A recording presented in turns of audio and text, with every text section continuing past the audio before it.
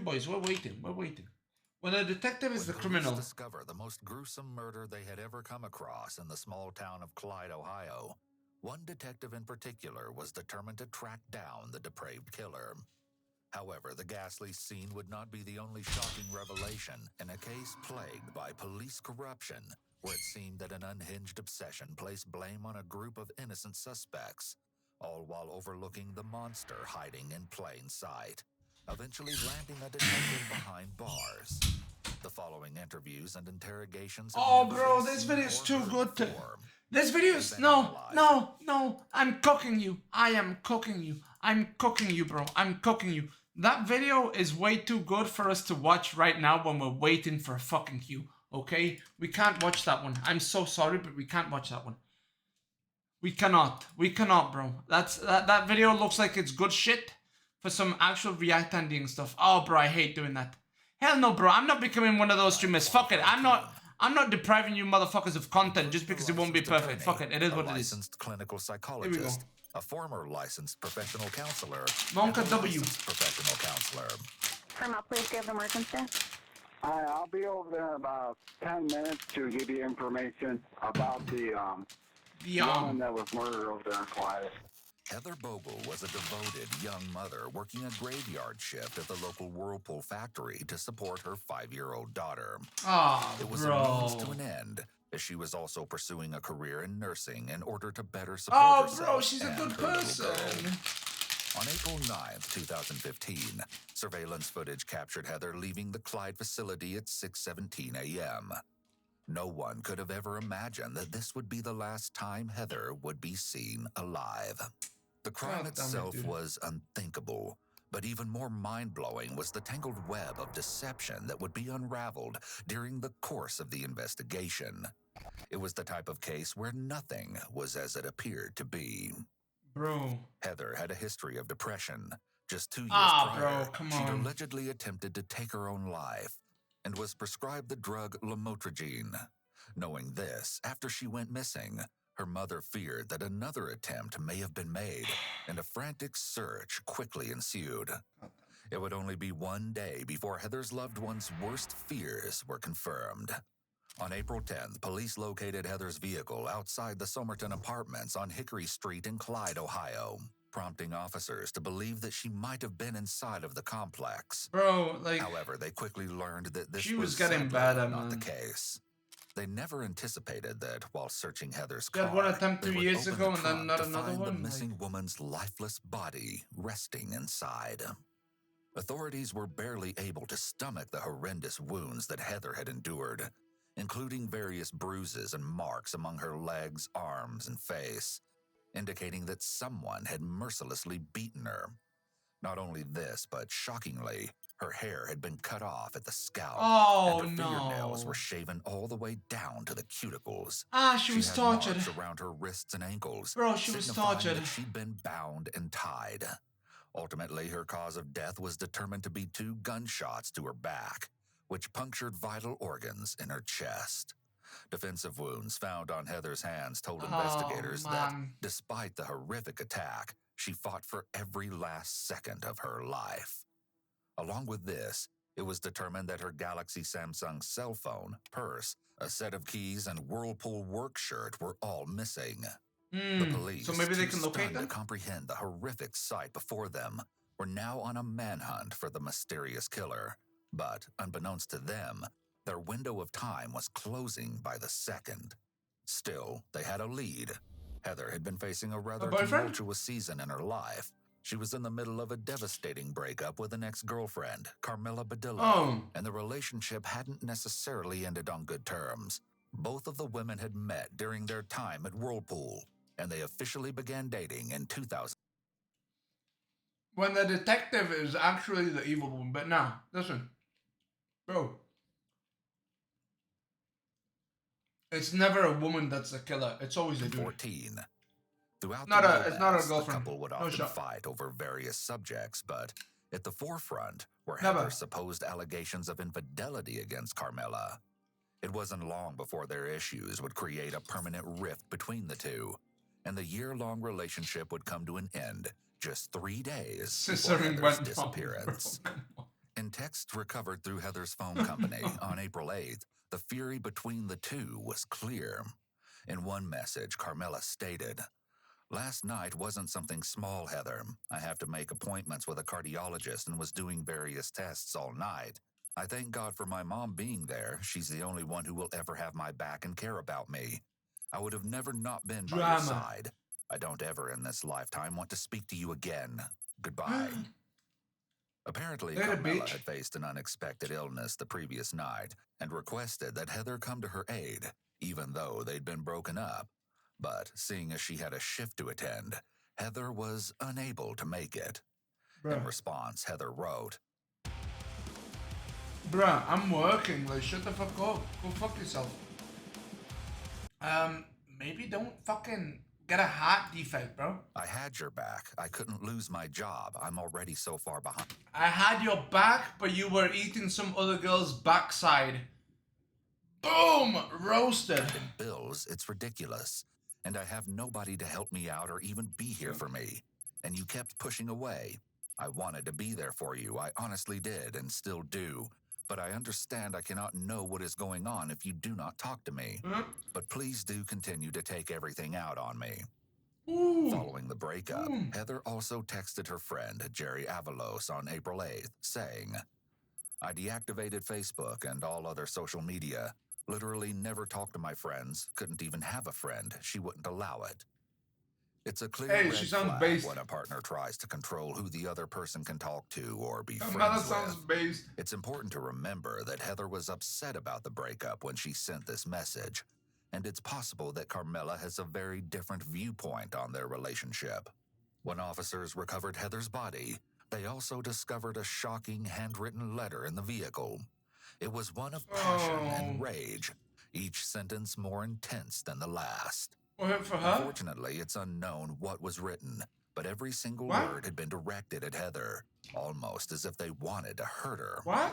To no surprise, the penman had been none other than her scorned ex-girlfriend. But this wasn't the only relationship that seemed to be falling apart for Heather, as additional texts showcased an obscene message from her brother, Josh Fiesel. Heather had recently failed one of her nursing exams, and Josh added to the upsetting occasion. Come on. He wrote, "Too stupid to pass the LPN exam," and called her a demeaning name. Okay, hold on.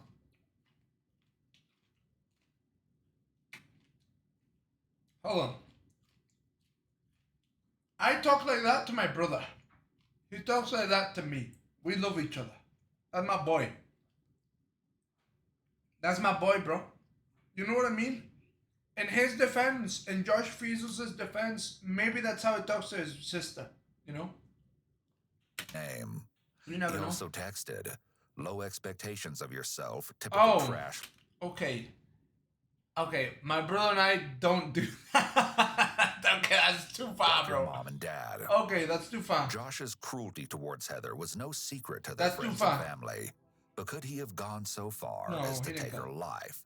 Well, the lead detective on the case, Sean O'Connell, had his eyes set on uncovering the answer to this very question. However, as we will soon come to learn, his methods were far from the ordinary. Still, no one could have predicted the scandal that was about to unravel. Despite the varying fights with Carmela and Josh, it wouldn't take long before they were dismissed as potential suspects. As the hunt for the killer continued, Detective O'Connell quickly located a new person of interest. Tenants had reportedly told the detective that they had seen Heather frequently visiting Building 240 of the Somerton apartments, well before her body was found in the parking lot. It was believed that she would allegedly purchase marijuana from an unknown resident of the complex. When this information was discovered, Detective O'Connell began to dig and eventually found his new lead suspect, 24-year-old Kiona Bohr, thanks to a complaint filed against her by another occupant. It alleged that the scent of marijuana was emanating from her apartment. Not her. Kiona, a mother of two, was supposedly very nervous while speaking with police after Heather's body was discovered. Not her at all. And Detective O'Connell found this to be rather odd. Yeah, because she denied any involvement. Because she sells marijuana, bro. Like, what the fuck? O'Connell wasn't convinced. Yeah, it's not her. Despite this, following her discussion with the authorities, Kiona wrote a series of strange Facebook posts, especially under the given circumstances. I can't believe this just happened, and doing 8 to 10 years for murder and pleading insanity could be seen amongst her account, only furthering the detective's suspicions. Oh, she's insane. Not only this, but according to 2 residents of the Somerton apartments, Kiona was allegedly seen wearing the same red Mickey Mouse t-shirt that Heather's body had been dressed in, well before the tragic event. And lastly, Kiona had been romantically involved with 39-year-old Julian Kaiser, who Detective O'Connell helped to put behind bars for 10 years on a first drug offense. It seemed that the evidence against Kiona was beginning to mount. 4 days after Heather's body was recovered, Kiona was interviewed by Detective O'Connell, and as you're about to see, the tension in the room was so thick it could have been cut with a knife. Is it gonna press up? Do you know that name by chance, Heather Bogle? I don't even know who she is. Don't lie to me, bitch! You closer. The time I heard of her was when the police knocked on the door, and then I didn't even know who she was. I was like, I don't know her. And then I went inside and got on my Facebook, and I seen her on Facebook. Obviously, for one reason or another, her vehicle ends up at the Hickory Street Apartments parked in front of your building 240. The question is, why did it end up there? So we've talked to a lot of people, and we are comfortable to say that Heather has been known to frequent building 240. We feel comfortable that she was voluntarily there, probably on Thursday of last week, a couple different times. She was there, then her vehicle had left, and the vehicle had come back, and then the vehicle leaves, and then it finally comes back for the last time on Friday morning at around 1:30. What does that have to do with me, bro? So why am I here, though? Exactly. I'm getting to that point. It's my understanding that Heather likes... Well, you're taking your goddamn ass fucking time, aren't you, bro? ...to smoke some weed. Okay, she does it on probably on a somewhat of a regular basis. She has to buy it from somebody. No. We know that we've had complaints on your particular apartment in reference the odor of marijuana coming from it from one time or another that led to the police knocking on the door and trying to figure out. Police has never came to my door. If the police came to my door, they better have a report. The police never knocked on my door. There is a police report. They talked to me. They spoke to me. There's a police report on March 18th. Without going back and looking at their police report, I'm not going to say that they talked to you or not, but I know there is a police report. And there are incidents reports with management pertaining to the smell of marijuana coming from your apartment. So why hasn't anybody said anything to me previously? I don't. My landlord, the police. That's a good question. I get. Because the one girl that did say something, you killed the bitch! Is that what he's gonna say? Is that what he's gonna say? Really sketchy, because yesterday a white man came up to me and asked me, were you the one that they had got in trouble for smoking weed that was smelling like weed in the hallway? And I said, no, that wasn't me. I don't even smoke weed. And he said, well, I do every now and then, whoop whoop, trying to get me to say something. So it was probably him that tried to call y'all. This is so sad. I don't smoke weed, I do crack. Like, y'all just raided my house. I work at a nursing home. I'm a single mom with 2 kids. Like, this is crazy. I understand. Kiona comes across as quite self-assured. When someone is telling the truth, they may appear more confident because they know the facts are on their side. The detective should have built some kind of relationship with her prior to starting into questions about Heather. Essentially, what he has done here is without any evidence whatsoever. He has launched into an interrogation rather than conduct an actual interview first. It's my understanding, and another thing that kind of supports what we're looking at is the idea that you dated a guy from Mississippi that used to work at correct? Who would say that? Well, I never dated anybody. Just because I talked to somebody, like... All right. So you because I to fucked them. They're not even here. They've been left months and months and months ago. So. Okay, what's months and months and months ago? Like months ago when they went home, we was never dating. Who's the 2 guys that keep coming and going out of your apartment? It doesn't matter. It doesn't matter. How does it matter? My personal business, I don't know this girl. Your personal business is not becoming our business. Okay, so who I sleep with is y'all business. No. Like, I mean, that's what I do. That's all I'm doing, so that doesn't have anything to do with this. That's what I'm saying. These are the questions that we're going to ask, and these are the questions. Why, bro? You jelly? You want a piece of this ass? Press him. Press him, Kiona. You want a piece of this ass, bitch? Your dick ain't big enough. Questions we're asking. Press him. Okay, well, I mean, if I need a lawyer, I can get a lawyer, but I don't. I mean, I'm just saying. You're not charged with anything. We're investigating a homicide. If we can tie your apartment into a homicide You investigation. can't tie my apartment. You can. Maybe not. I don't. I know What? you can't. I don't even know this girl, so I know for. What is he doing, bro? What is he doing? She's saying, yo, if you want to play this game, I got a fucking attorney. And he's like, oh, if we can tie it down to a homicide, we will, bitch. That's 100%. You can't. So dumb. Apparently, 2 different men had visited Kiona at her apartment on various occasions in the recent past. Omar Satchel and Kari Jeffrey. It wasn't long before Detective O'Connell considered them additional suspects in Heather's gruesome murder. And soon, we will see exactly why that was. But this is the thing. That's why we're asking. That's why we're asking the questions. And if Right, but you guys just raided my apartment. You know, yesterday when I went to my house and got that paper, my neighbors ran for me. Like, I'm out here killing people. Like, y'all just ruined my life over this because I smoked some weed. Like, this is crazy. I mean, yeah. We had probable cause to search your apartment. Okay, that's fine, but I'm just saying, like, that's. right. I never seen this girl in my life. Don't know this Maybe girl, you have, nothing. but maybe those who you associate yourself with have. Maybe people they associate themselves with. Did you talk to the previous Why neighbors are that you lived being there? so reluctant on wanting to tell us who you Because associate? y'all just raided my house and took my baby daddy to prison for 11 You years. know what Y'all it think sounds I'm like to me, Kiona? It sounds like What? you're withholding information. No, related it to a sounds like homicide. I don't. This is ridiculous. There's Bro. an important distinction That's here with retarded. Kiona talking about getting a lawyer. She didn't unequivocally ask to speak with a lawyer, which is why the officer continued talking to her. If this case were to go to trial, Kiona's attorneys could have argued that this should have been interpreted as a request for counsel. But it's not incumbent upon police to clarify statements, and they don't have Bro. to stop an interrogation if a suspect makes an ambiguous statement about requesting counsel. This means that the burden of clearly invoking the right rests He's with the terrible. suspect. It's also important to note that though Kiona is being questioned by officers, she was free to leave at any time and was neither detained nor under arrest, which means that the Miranda requirements are not in play here. Yeah, but is she free to It leave? also appears that the officer was allowing emotion to control him. It's apparent he did little to build rapport with Kiona, and the major example of this is by accusing her of having something to hide. The most important aspect of Reed is to effectively have officers be viewed as advocates, possibly even allies, rather than as adversaries. Instead, the officer should have engaged in asking more People will open-ended say, questions, well, listen. rather than throwing multiple accusations at Kiona. Instead of them saying, we know you killed him. Well, listen. There's been some times, you know, that I wanted to hit my kid too, you know? I've had him a couple of times. I've had my kid a couple of times, you know? That's what the cops are supposed to say. By failing to literally be curious and invite Kiona to tell her story, the officer instead made judgments which shut down further discourse and didn't do anything to win her over.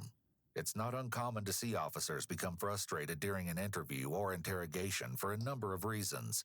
However, a much better strategy is to show the suspect a way out of the mess they find themselves in. This way out is generally couched as the truth will set you free. Most of the time, it won't set them physically free, but it can be a means to unload a burden via telling officers the truth. In these circumstances, officers emphasize remaining open and non-accusatory, even when presenting facts that contradict previous statements. This allows the conversation to continue. So we would like to ask you questions about them. Yeah, we didn't ruin This ain't little. It's a homicide. I mean, but I don't know anything about it. But this is what I'm. Apparently you do because you're not telling us who your boyfriends are. I don't have boyfriends. Then who are the guys that keep coming and going? I don't know. It does matter because we're talking about a homicide. I mean, am I being charged with something? Am I getting arrested? Not yet. Am I being detained? I mean, I can get a lawyer and come back. If you want to get a lawyer, go get a lawyer. That just tells me you got something to hide. I don't have anything to hide, Well, but I know how you y'all feel are. the need. Oh, how are we? I don't. Because we got your boyfriend fathered your baby with a bunch of dope, and he's Right. a doper for Bro, entire what life. are you doing? We're in the wrong. So that's why you raided my house. No, that's not probably, why. That's probably. Bro, what are you doing? Because you had marijuana in your house. But you didn't know that? Yeah, we did. We had reason to believe it. You had reason to believe that because somebody said that. We had probable cause. Because someone said they smelled odor, never been in my house, never talked to me. The police didn't come to my door and see if there was marijuana. Your association with Julian Kaiser when you were living in prison for how long? I don't care. You're still associated with Julian Kaiser. I'm associated with somebody that's in prison. Do you want to talk or not? I don't want to talk. Okay. Have a good day. Thank you. So you're now involved in a homicide investigation. Very good. Bro, what? Detectives may be misinterpreting Kiona's reluctance to share the names of the two men. She's likely trying to protect her friends, but that does not mean they are guilty. Bro, it's what? also extremely manipulative for the detective to tell her that You're by not asking for a lawyer, you're now part of the homicide investigation, she had something bro. to hide, when in actuality, he was just irritated that she was making a smart decision for herself. Oh, you pressed, bro. Nonetheless, the unrelenting pressure from the detectives left all parties in a state of frustration. But Kiona was living a real-life nightmare, suspected of murder, and was now in a fight for her life. What? Why? After the troubling interview, Why? authorities were looking into the possibility of charging 3 people with the crime as they began to investigate Omar and Kairi. No way. Omar, who had previously served prison time for home invasion and firearm charges, had allegedly sold marijuana to Heather, as reported by O'Connell, although this has never been confirmed. When police finally spoke with Omar, he supposedly admitted to having stolen a .380 caliber firearm from his fiancée, but claimed to have sold the gun to a resident living in Michigan not long after. Along with this, authorities allegedly found him to be in possession of unidentified pills and a pocket knife with a blonde strand of hair attached. Oh, no. In an interview with the Fremont News Messenger, Omar adamantly denied that he had ever met or known Heather, gravely pleading for his innocence. In a shocking quote, he described his encounter with Detective O'Connell by saying that, "Sean O'Connell told me I know it's not you, but I'll make it you." What? Of course, the detective would deny having ever uttered the threat, but the truth of the matter remains up in the air. Be that as it may, later actions by O'Connell that you'll soon learn of might have you drawing your own conclusions. Bro. Omar also stated that during the days of April 8th through the 10th, when Heather was missing, he was residing at the Days Inn Hotel. At the time of Heather's murder, he claimed to have been visiting 3 separate bars in the Fremont area. However, it has also been reported that he was actually hiding at Kiona's apartment in an attempt to evade an arrest warrant. Despite this, O'Connell was still extremely skeptical and supposedly insinuated that Omar could have still traveled from the various locations to commit the crime. Still, his focus shifted to his... technically he could have, right? If the girl went to the apartments and he's there, technically, but... his final suspect, 26-year-old Kairi. As a supposed friend of Omar's, Kairi was just as much on Detective O'Connell's radar, and he would do anything to prove their guilt. According to a source, Kairi was apparently seen throwing a suspicious black bag into a river on April 10th, 2015. Yeah, it's presumably containing a firearm. O'Connell asserted that the supposed gun was used in a homicide, potentially Heather's, and quickly released a full dive team to recover the weapon. Oh, they won't find it. To O'Connell's dismay, the search would prove to be unsuccessful. Claiming that Kiona, Omar, and Kairi were likely... I've never understood why people throw it into the river. Bro, don't throw it into the river. Just fucking bury it somewhere. They're never gonna find it. Right? You go to a little park, you bury it. Nobody's ever gonna find it. Murderers. You don't have to throw it into the river. Missing one important piece of information: the motive. Why would any of them want to hurt Heather, let alone kill her? Not even O'Connell could say, but suddenly, in the blink of an eye, another disappointment abruptly struck the desperate detective, and it would send the case in an entirely different direction. Underneath Heather's fingernails was a small amount of DNA. The results were shocking, concluding that neither Kiona, Omar, or Kairi had come back as a positive match. In an instant, their names were cleared. At least, that's what should have happened. Instead, O'Connell stuck to his original claims, not stopping to even ponder the possibility that he might have been wrong. But his delusions would only lead him further away from the actual killer. This just goes to show how detectives can sometimes develop tunnel vision and narrow in on a suspect, while ignoring other possibilities, despite sufficient evidence. O'Connell had already spent a lot of time on the premise that Kiona, Omar, and Kayri were involved in Heather's death. He may have been afraid that if he admitted his mistake, he would look incompetent to both the public and to other members of law enforcement. You're already incompetent, bro. In addition, he was likely experiencing a psychological principle known as confirmation bias. This means that people are more likely to accept information that supports what they already believe, and on the other hand, may discount information that doesn't align with those beliefs. With this in mind, just over a year later, Kiona is demanding answers.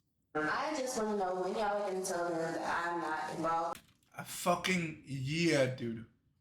A year. Are you joking? She says, you know, that her DNA won't come back. It's you know, at what point do we say? Dude, it's been a year. The DNA is gone. Watch the way with the night. The detective would supposedly harass Kiona, frequenting her place of work with additional officers.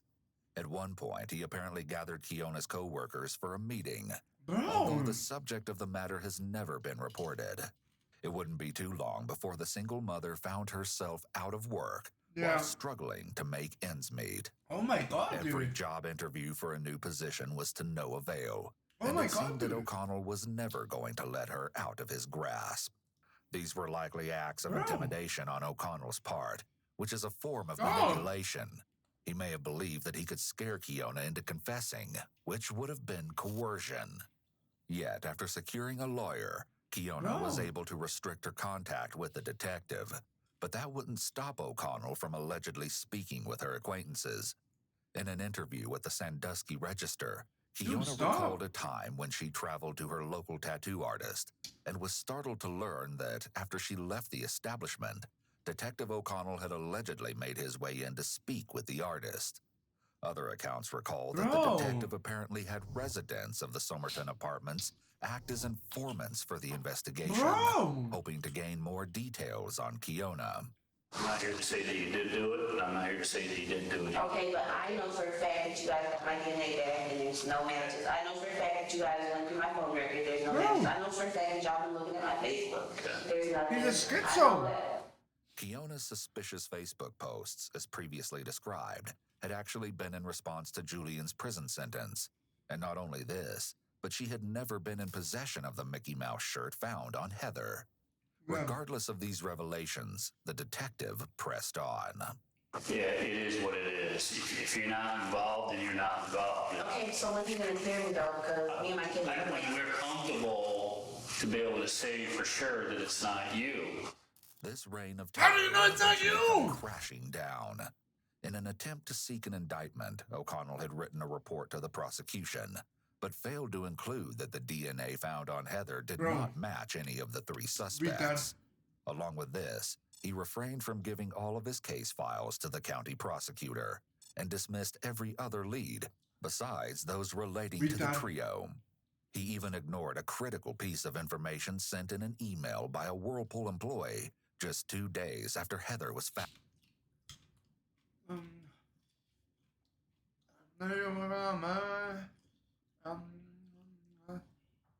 Able to talk to BCI. I hope that doesn't sound selfish.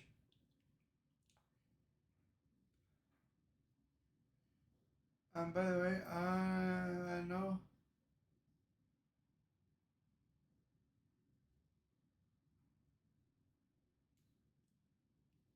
And by the way, I don't know if you have any suspects, but I know someone who works at Whirlpool that is very capable of doing that to a woman.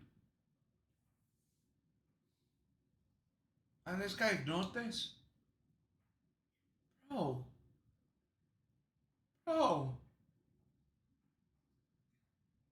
Found.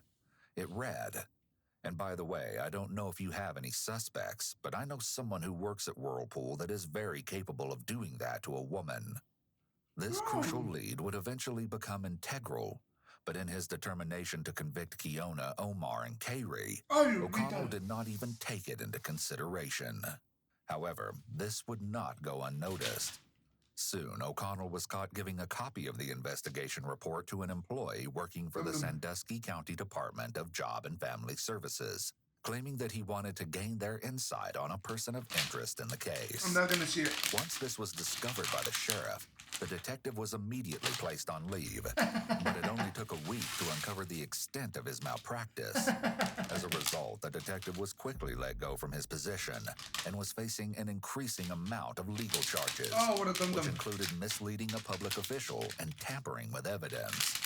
O'Connell had broken the law that he vowed to protect and was a victim. Bro, hold on. Sandusky what? Claiming employist. Sandusky Soon, what? O'Connell was caught giving a copy of the investigation report to an employee working for the Sandusky County Department of Job and Family Services, claiming that he wanted to gain their insight on a person of interest in the case. What's that? Once this don't was quickly let go from his position and was facing an Family. increasing amount of legal charges, which included misleading a public official and tampering with evidence. I want to know O'Connell God, bro. had broken the law that he vowed to protect and was eventually sentenced Yeah, to 2 years in prison. Chief Bone gave you Although this would not be the end of the shocking corruption. Bro, I Seeing want to as know how who the killer another is too. scandal had just as quickly broken through It's somebody we don't know, of this I think. quiet and quaint little Because town. it must have been somebody who Sheriff worked at Kyle Whirlpool. Overmeyer, also working on Heather's case. Oh yeah, this guy's gonna catch him. This guy's gonna catch him, bro. This guy looks like a fucking nerd. This guy's gonna catch him. Had been caught stealing drugs from the drug take-back boxes in northwestern Ohio, facing an 30 ongoing minutes. opioid addiction. 30 minutes. Kyle We're was also sentenced waiting to in queue, 4 bro. years in prison We're waiting in in queue. December Oh of my 2016. god. Oh my But god. during this time, Oh he my was god. able to sit down with authorities to give his side of the story on what happened with former Detective O'Connell. And 30 we'll minutes. get in more on Sean 32. about what he did. I But can you know, count a lot of stuff is 32. secret squirrel with him, and he did his own thing, and I entrusted in him as a detective, and you know, because you can't do it all, and you can't be a detective and a sheriff and wear all the hats. He was dead set on Kiana Boer, and then he found out that Omar might have been out. Was hiding out there. He was there that night supposedly, and there was a warrant for his arrest. And that's where it all unraveled, where he became obsessed. Why is that? I don't know. See, now Because he killed her. Because he killed her. Because he killed her. He had a personal vendetta against Kiana Boer. Yeah, he did. Kyle gives a brief rundown on how O'Connell helped to imprison Keona's ex-girlfriend Julian, and why that might have placed the single mother at the top of his suspect O'Connell list the in Heather's goddamn dumbass. case. Now, in speaking to Heather's family members and Carmela Badillo, they all indicated that the 3 people that provided Heather her drugs were, and then was the other. There's only 3. Nobody ever mentioned Kiana Boer. Right. So I don't know how he's getting in and going Kiana Boer, And he's making that up. right. And Correct? Yes. Yes. All the while, residents across the community were Mhm. stunned when it came to who might have carried out such a gruesome crime.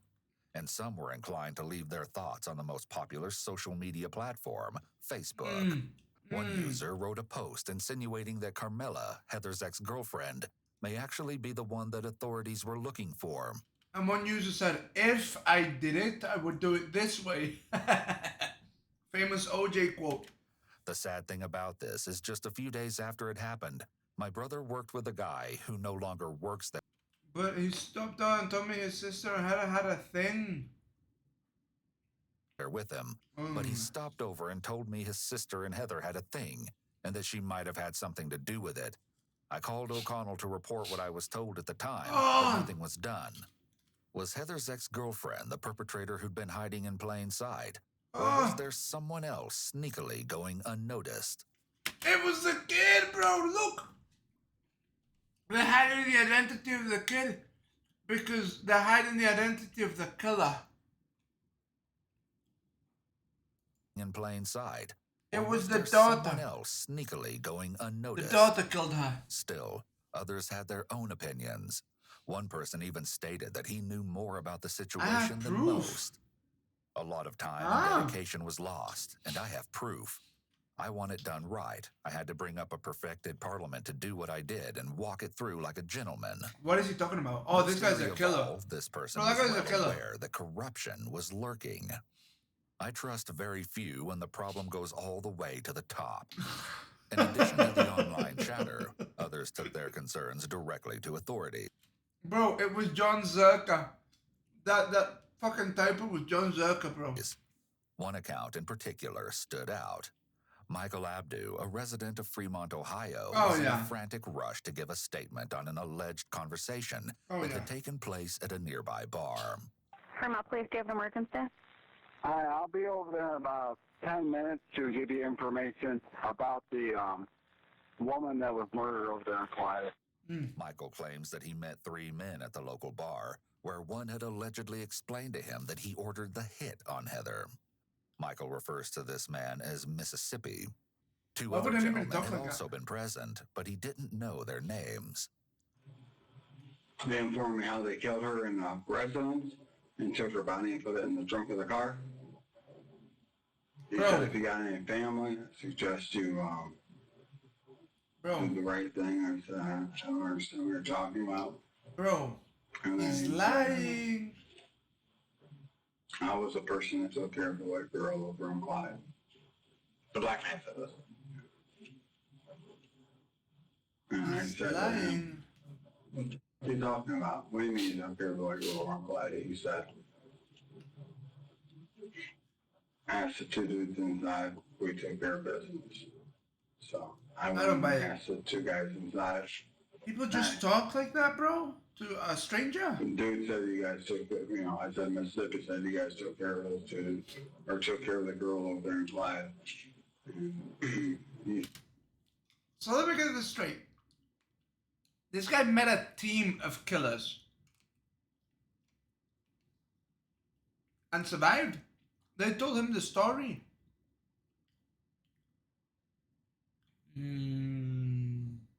I don't know, sounds fishy. He said, yeah, we gave that what she deserved. He met a team of killers. The one dude turned to the other guy and said, shut the fuck up. Okay, yeah. That seems... The other one then said, dude's cool. Huh?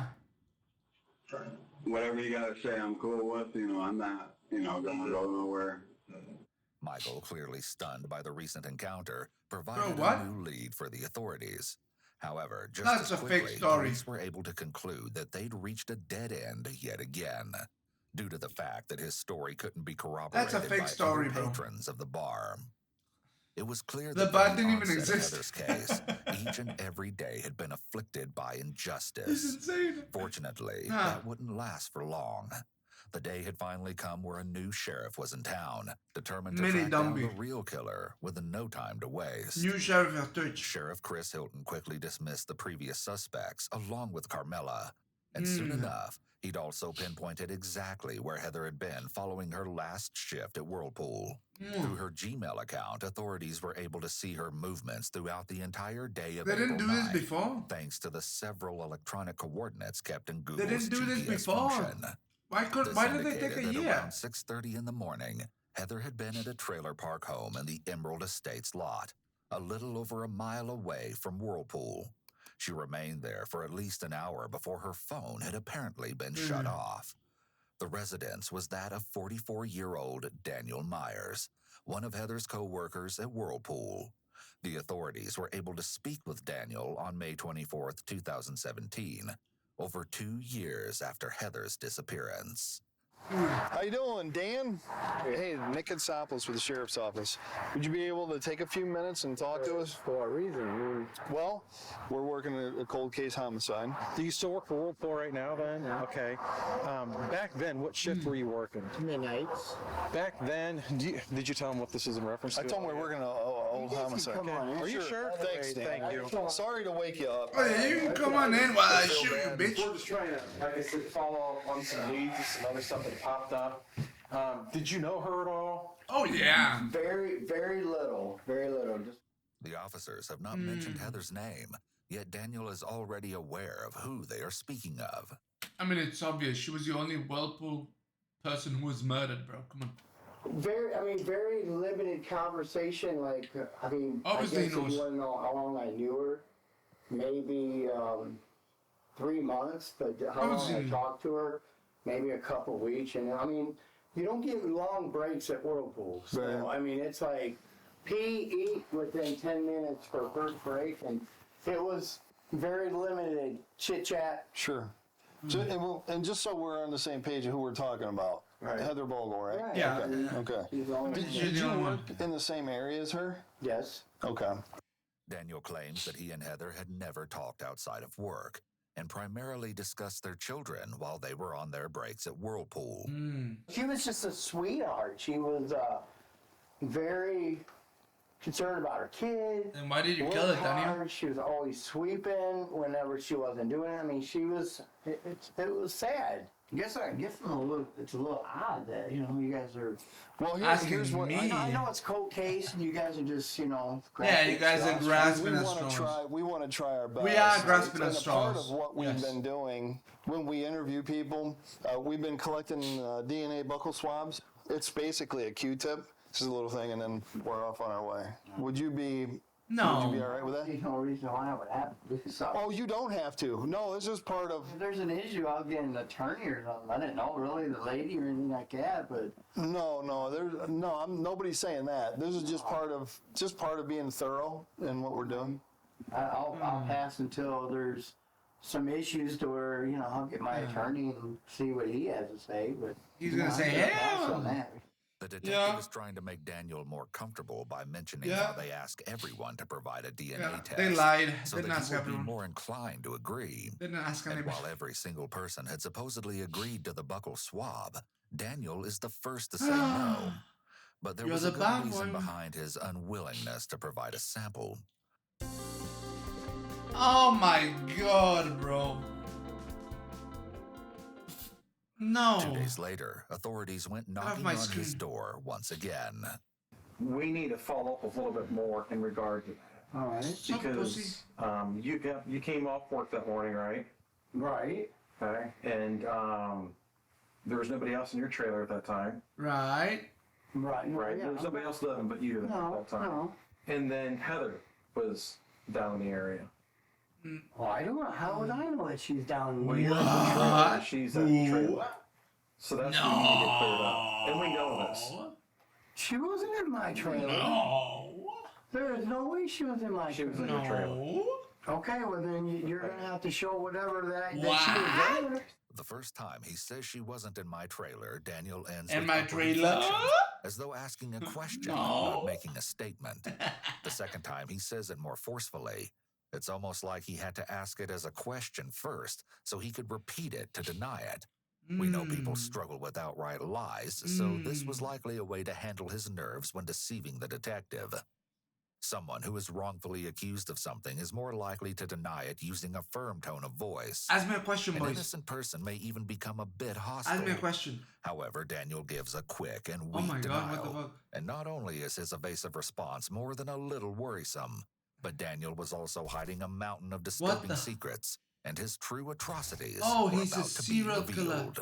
Because I just don't know what But you know Heather better than what you're telling us. No, I didn't. Oh, you were fucking No, her. I didn't. You were fucking There her. is no way. I don't know anything about her. Just the basic conversation that we had when we sat for a very limited no break. sex? That's all it was. You No know what her car fucking looked like, fucking. right? Yeah, I knew what it looked. No, I didn't know what it looked like. I knew from the Ah! news, from online, Facebook. I mean, there's Wait, didn't you pictures say yes? from. That's on Wait, Facebook hold on, we got you, about bro. the, Wait, hold on, bro. We got you. You said yes. the car with, going by Miller's, there was a vision of a car. I mean, Right. yeah, I mean, it's common knowledge. I mean, even the news was showing her vehicle. It's common knowledge. I never So seen he her- said yes her and then vehicle no, but personally. it's common knowledge. We didn't draw your name out of a hat and show up at your door. Okay. So We lied to you, bro. we're here asking you Help yourself. to help yourself out. Yeah. Let us know what happened. You were fucking, bro. Detectives are Just taught tell us to you were never fucking. reveal to suspects what they know. And in addition, they want to give off the impression that they know more than they do. This accomplishes multiple things. For It lets one, people it talk. allows officers to catch suspects in a lie. And two, suspects are left wondering how much police know. They may believe that police do know more than they actually do, which makes Somebody it might more have talked. likely that they will let something slip. The officers further explain to Daniel that they are well aware of his involvement, but they want to hear from him just how that came to be, and more so, what exactly happened on that fateful day. She was never at your trailer before. No. Never. No. Okay. There's nothing for me to tell you. Daniel maintains that Heather was never at his trailer. However, he does give some information relating to what he discussed with her on April 9th at work that day. After failing her nursing exam, she was already feeling down on herself, but the cruel text she received from her brother had only worsened these emotions. When Heather saw the message from Josh around 3:44 a.m., Daniel was supposedly the shoulder that she would cry on. He states that nothing more happened, but as police would soon learn, this couldn't be further from the truth. Following the intense confrontation, they informed Daniel that there is a warrant for his trailer, in addition to his DNA. From here on out, Daniel would be unable to hide the monstrous lie that was masked behind his seeming. On out, Daniel would be unable to hide the monstrous lie. What the fuck is that? That was masked behind his seemingly normal facade. However, what you're about to see is more shocking than you could ever imagine. He's serial killer. Taking a closer look, authorities were stunned to learn that Daniel had apparently mourned the loss of Heather. He attended her funeral and signed the registry book thereafter to pay his respects, even going out of his way to donate $125 to the GoFundMe account of Heather's family, writing a now disturbing message. Heather, you were such an amazing person. Although we've only known one another for a short time, I've come to appreciate our talks about our kids. I'm distraught that there will be no more of your smile at work. You will always be in my thoughts. Your daughter will always be in my prayers. God bless you, little Missy. Danny and Ethan Myers. Stop! Stop! Apparently, he had also posted to Facebook that he was unable to eat or sleep due to the frightening situation. Oh, God, he's the Daniel victim. likely enjoyed inserting himself into Heather's world this way. He may have felt a secret thrill at the funeral, playing the part of a grieving co-worker, all while relishing in the fact that he was the only one who knew the truth about what happened to her. In addition, he may have believed that staying close to the situation would make him appear less suspicious. But as the investigation continued, it was quite clear to police that things weren't adding up. Just 5 days after Heather was found, Daniel had purchased new plywood flooring for his home, and at the end of the month, a new mattress. Along with this, over a year later, he made a trip to the local dentist to repair a set of cracked and broken teeth. But the reason for the dental visit would be anything but typical. Several other purchases were also discovered, such as materials to repair a deck, bulk fasteners, lawn chemicals, light bulbs, galvanized nails, and paint. But this could all be explained away, even though a new revelation was far more difficult to rationalize. A warrant had finally been obtained to perform a DNA test on Daniel, and it concluded that the sample from underneath Heather's fingernails was a complete match to that of her co-worker. Over 2 years later, the truth of the devastating matter would finally be revealed. When police officially searched Daniel's trailer, the findings were unsettling, to say the least. Upon entering the residence, investigators found various adult toys, surveillance equipment, a Dell laptop, disposable cameras, handcuffs, jewelry, a pair of women's underwear, and a Samsung Galaxy cell phone.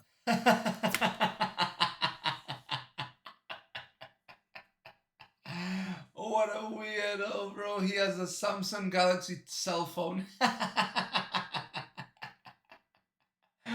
Bro, one of these things is not like the other. Like, what the fuck? Bro, surveillance equipment, right? Women's underwear. And then he says, and a Samsung Galaxy cell phone. Equipment, a Dell laptop, disposable cameras, bro, look at this, look at this, jewelry, look at this, a pair of women's bro, underwear, look at this, and look a at this. Samsung Galaxy cell phone. Furthermore, they located several red and brown stains on the bottom of Daniel's carpet.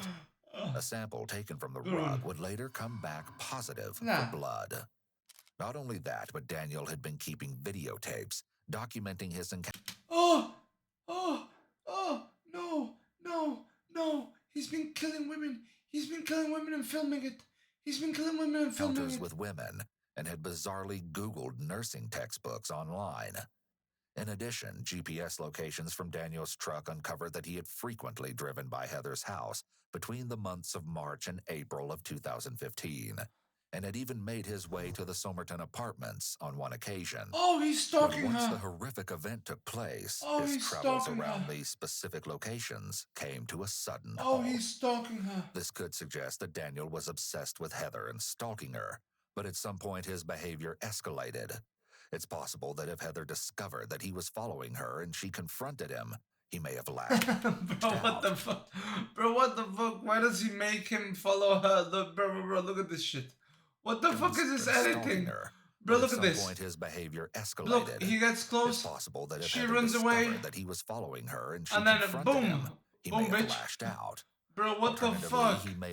Bro, is he gonna type an X on her eyes because she died? Like, what the fuck is this editing, bro? And she rejected him, which made him angry. On top of this, there was also alleged evidence sometimes that he does too much. Connected to more than one crime. Yeah, serial killer. On June 1st, 2017, 2 years after Heather's horrendous murder, Daniel was finally taken into custody. One of the investigators asked the other officer to remove the handcuffs from Daniel and instead handcuffs him to a hardpoint in the interrogation room. It seems as though the officers aren't comfortable at this point to completely uncuff him. You were told you were under arrest, correct? Okay. No Miranda rights at all. Okay. So nobody's spoken to you yet. That's what we're going to do this right now. Right. Okay. You are under arrest. And I heard the deputy tell you that when we were out there. No, he's not. Okay. Well, he said that, but didn't tell you anything else. Right. Okay. We're here to tell you this is in connection with the Heather Bola hunt. Okay. The officer reads Daniel his Miranda rights, and he quickly requests an attorney, although he still answers one question. What is your past for your cell phone? I had about a week. Can we write it down? Yes. Why did you give it to them? Passcodes to cellular phones are protected under the Fifth Amendment in some jurisdictions, and the contents of a phone are generally protected under the Fourth Amendment. In all likelihood, Daniel just waived some very important Fourth and Fifth Amendment protections by voluntarily giving up his passcode and consenting to a search of his device. You should never give up a phone, its passcode, or its contents without a warrant.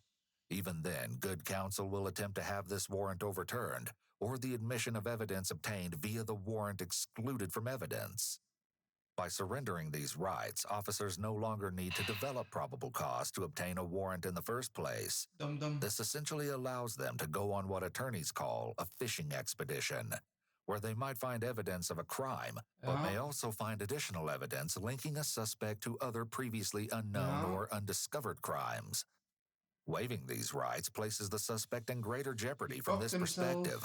Assuming the case goes to trial, the suspect has harmed their case by freely offering additional and possibly incriminating evidence to the prosecution.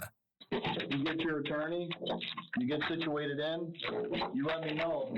We'll sit down with you and your attorney. I think you got a story to tell. And it was quite the story. Following his arrest, 10 other women had come forward, claiming that they had been assault victims of none other than Daniel himself. And while incarcerated, the suspect had attempted to regain contact with many of his alleged victims by writing Bro, this looks like a grandma. What the fuck? Handwritten letters. Bro, why they all look? They're all smiling. They're all so happy. Look at the big ass smile. Although in a conversation from jail, he learns that this may not be a possibility with at least one woman. Did you get a chance to go see what the address was? He said she does not want anything to do with you. Oh, well, how does that then? Talked to her about 3 weeks ago. Huh? Well, why didn't you mention something to me? Because I didn't want to hurt your feelings. Well, it don't hurt my feelings. I just wanted to send her a card, but... She said, don't, because if you do, she'll get you for harassment. I mean, a lot of these women that you want to, you're trying to contact, they're scared of you. Right? You know, I don't know, Danny. I don't know what you want us to do. Right, well, enough said. In one of the letters, Daniel wrote, "So many emotions in one. Not sure why I'm writing now. First off, I guess you really didn't know me after all. I was never violent with you. You enjoyed my forcefulness, you told me many times, almost instructed me on what to do. You always told me you liked to be held down. Maybe your memory wasn't as good as mine. As the note continued, Daniel insisted that the unknown person was in favor of his disturbing actions. Although it hasn't been documented if Daniel was ever diagnosed, people with antisocial personality disorder often engage in this sort of emotional manipulation of their victims. They will attempt to persuade the victim into believing that they were at fault for the abusive actions. They're highly skilled at making victims doubt their own sanity along with their own memory of events, as Daniel is doing here with this letter. This is called gaslighting. In this case, he doesn't want anyone testifying against him, and he can't try to scare them into submission from his cell. So he needs to use his words to manipulate them into thinking they are wrong about what happened. And as we hear from one of Daniel's supposed acquaintances, Danny Fry, the horrifying nature of the suspected killer was confirmed even further. Well, the whole time I've known him, he's been a womanizer, you know. It's his way or, you know, no way. And I know at one time, and this was... Thanks, when you donate 50 bucks. Years ago, please, Tom, beat his ass. A restraining order on him because he was stalking her. Danny's descriptions of the accused murderer is an excellent depiction of a person with antisocial personality disorder. These individuals will often put their needs first and have little to no concern for the needs and feelings of others. This is how people like Daniel are able to commit such horrific crimes. In fact, people with severe antisocial personality sometimes derive pleasure from seeing the pain of their victim, physical or emotional. Many of these individuals are considered sadistic for this reason. He was dating her, and she broke up with him, and he couldn't let it go. This is because individuals with antisocial personality disorder don't consider the feelings or desires of the other person. They function in pursuit of what they want, and only what they want. Additionally, these individuals often have an inflated sense of self.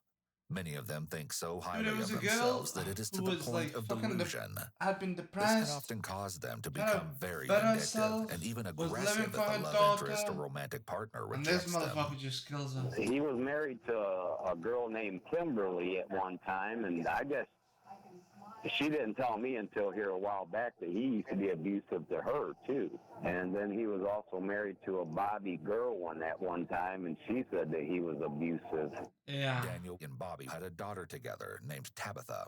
On March 28, 2018, she sat down with detectives to give chilling details on the horrors that she encountered as a child, all thanks to her father. She would beat him up. Supposedly, when she would visit Daniel every other week, seeing as he and Bobby were no longer together, Daniel would always have a new woman at the house, while acting out his violent fantasies. To no surprise, the women were allegedly under Daniel's rule, whereas he would punish them if he didn't approve of their behavior. He would reportedly grab the woman by her clothes or hair and take them to his bedroom. Once the door closed, Tabitha could supposedly hear the blood-curdling screams coming from inside of the torture chamber. It was something that she would never forget. Would record it. When he dated, you know, he was dominant. You know, they done what he told them to. No first-hand knowledge or witnessing anything like that. I've never seen him physically hit a woman or nothing. You know, just what they've told me and, you know, things like that. Okay. And then I don't know if my sister told you, but she had told me, I think it was beginning of the summer or whatever, that he tried to handcuff her to a chair. He paid her to come clean his trailer, and he tried to handcuff her to a chair. Wow. You know, I mean, she did have bruises on her, you know, her wrist and stuff. And you stayed friends with him. He also claims that Daniel would use derogatory terms when referring to his girlfriends, basically to the point of dehumanization. This suggests that Daniel may have had a paraphilia-related mental disorder known. These fucking serial killers, bro. He had a different girl every time the doctor came to visit. Bro, Bro, where are the bitches at, bro? I'm a normal guy. What the fuck? I'm not a serial killer. What the fuck? The sadism, where an individual gains satisfaction when causing pain or fear in their partner. No bitches here, bro. Psychopathy and sadism are linked, although the cause of this is unknown. But as we creep a little further down this twisted path, we learn that Daniel's crimes were darker, and there's a chance that Heather wasn't his only victim. Did you know Leanne Sluter? Well, I knew her, but... Okay. Yeah, it was about 5 or 6 years there that me and him didn't talk because my house got broken into, and some people told me that it was him because they seen him walking from behind my house that night. Leanne Sluter, a girlfriend of Daniel's from years earlier and the mother of his child, Ethan Meyer, had tragically taken her own life back in 2009. Oh, he killed her. Or at least that's what authorities concluded based on her sudden death. But others believe that to be an utter and complete lie, especially Leanne's sister, Lori Ann Haley. In 2009, Daniel had apparently walked into Leanne's home, finding her lifeless body resting on the bed with a single .22 caliber rifle gunshot wound to her chest.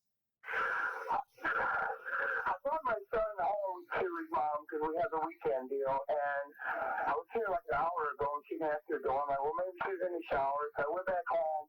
Well, I had a key to get her home, and I came in, and she Is this like the Kurt Cobain situation? Well, the shotgun gun was too big. Story during a 911 call. This is a major red flag for deception. Most people who find a dead body would request help right away, and then answer pertinent questions that the operator may have, rather than delivering a monologue about how they came to find the scene. It already sounds like he's potentially building up an alibi. But the barrel of the firearm had been exceedingly long, and the trigger would have potentially been too far to pull had it been facing towards Leanne. Not only that, but the gun was resting quite neatly beside her, almost as if someone else had placed it there after committing the ultimate crime. However, there was also a note supposedly written by Leanne that Daniel had kept hidden away. Part of it reads, "I have loved you unconditionally without waiver, and all you ever did was use me as a bank, kick me to the side when the next best thing came along. All I ever wanted was to just die so that the hurt would stop." What the fuck? The note had supposedly been written in Leanne's handwriting, as reported by authorities. But even if the note did come from Leanne, there's no way to know that she did so of her own volition. Given Daniel's behavior toward other women, it's likely that he treated her in a similar manner. Authorities have maintained their original ruling to this very day, but many have suggested that a certain someone was actually behind her death all along. In addition, Daniel's brother, Stephen Myers, had written an alarming message on Facebook, indirectly admitting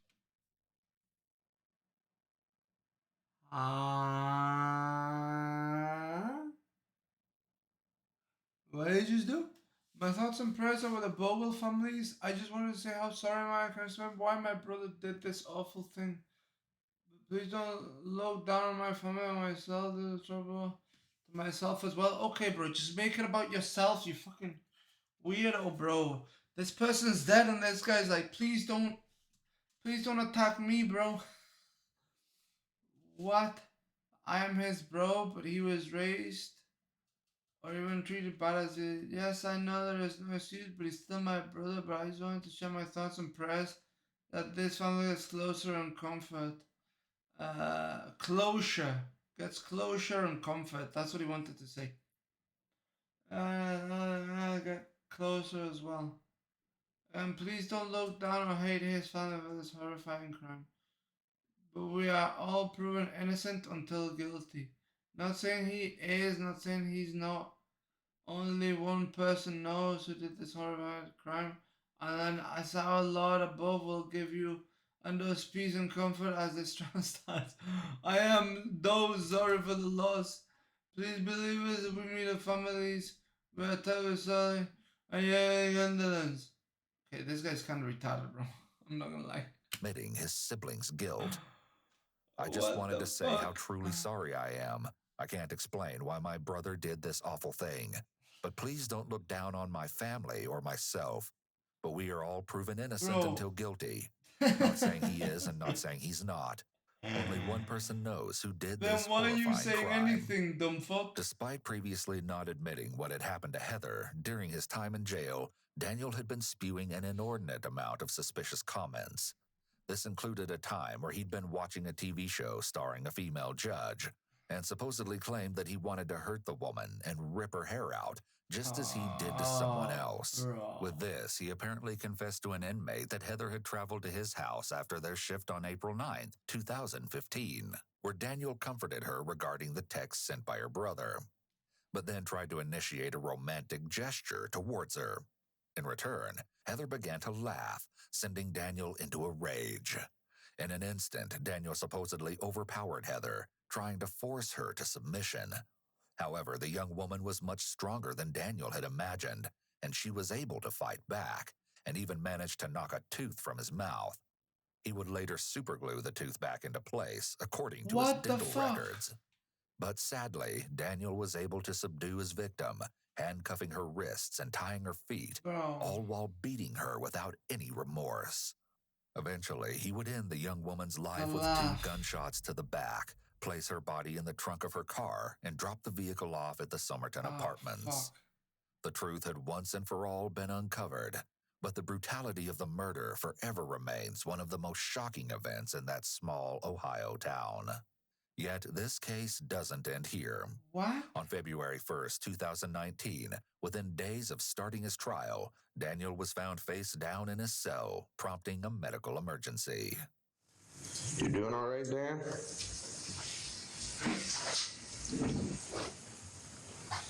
He's down. Face down. Yeah. Hey, Dan, can you hear me? What are you doing? You all right? What's going on?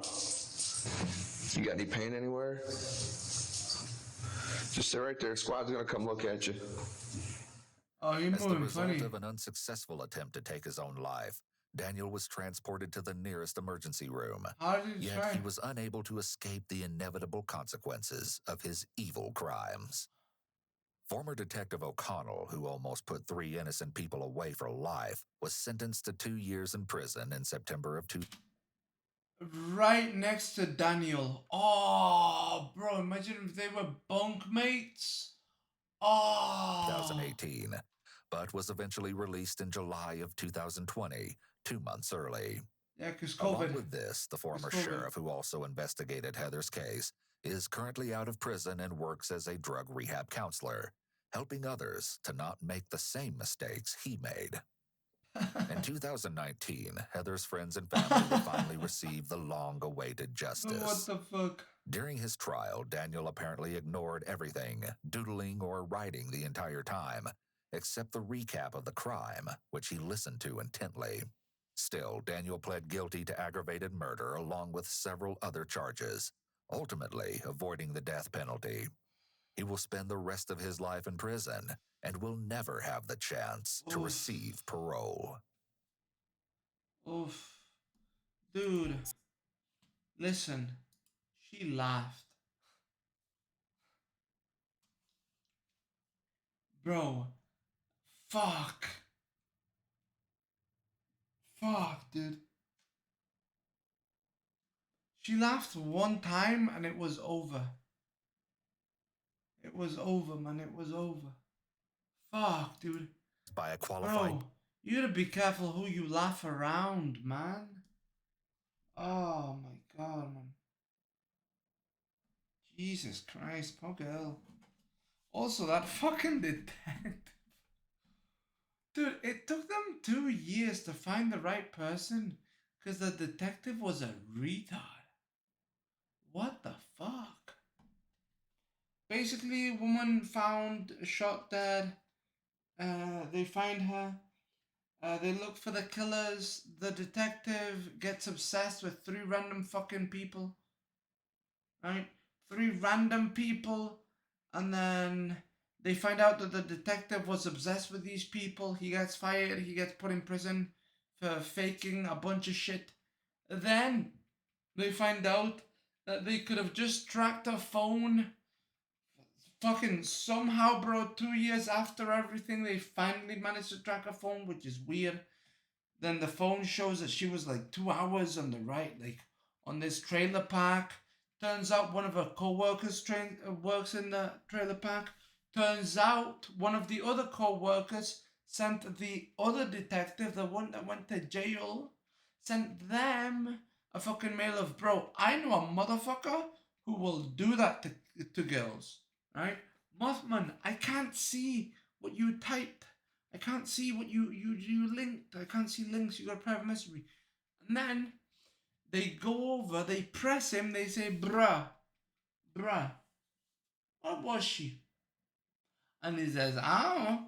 What were you? I was right here. But what was she though? Were you alone? Yeah. You see, this thing tells us she was around here for several hours before she left. So we know she was here. And he goes,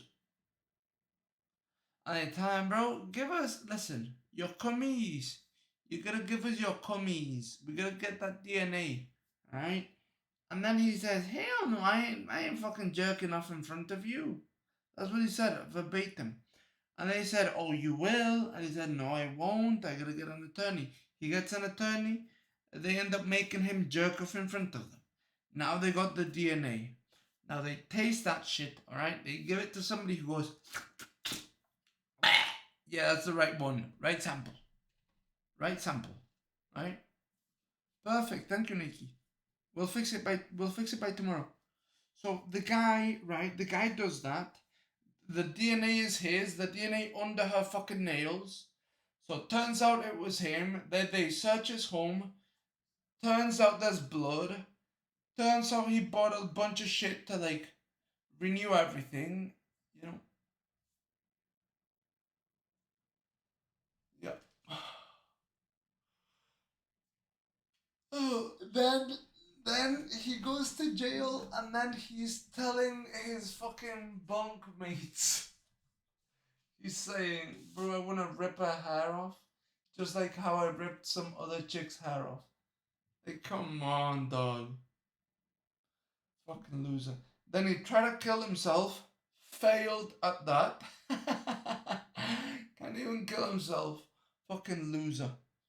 Fails at killing himself. Gets taken to trial, life in prison, bitch. That's what happened.